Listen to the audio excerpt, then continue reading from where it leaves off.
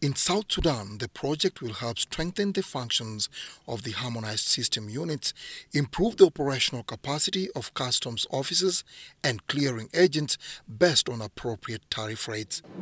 Now, the harmonized system code is that all goods which are traded in the whole world are classified according to what we call a harmonized system code, HSC code. So you'll find like chapter 1, those are live animals. And then up to chapter 97, they start with raw products, a live animal, and they end up with the final product of an animal.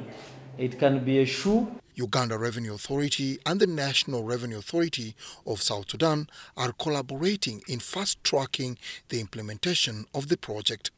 The initiative will contribute to the modernization of customs procedures by strengthening tax collection capacity of customs officers in line with the international standards at the main border point of Nimule and other borders and in the capital, Juba. And we have trained them in so many things, not only HSC classification. We've told them how goods are transited, the valuation of the goods, the rules of origin. So they've been training at our border with them on, we call it a legu. We have an office and a training room where we have been training them from.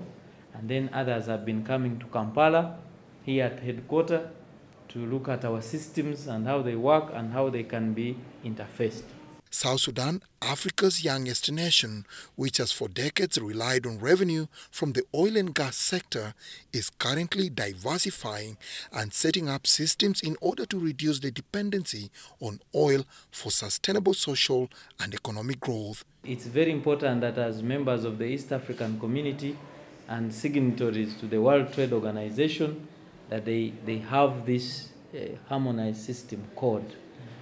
And that's why Uganda, as a neighboring country as usual, we have partnered with South Sudan so that we support them in capacity building activities to support them in this endeavor.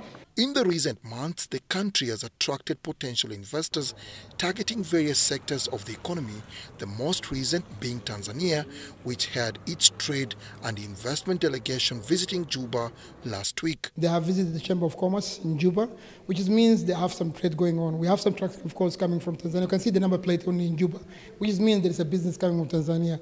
Maybe it is, let's say, cereals, maybe, or maybe some beans. Dennis Ikoa for UBC Business.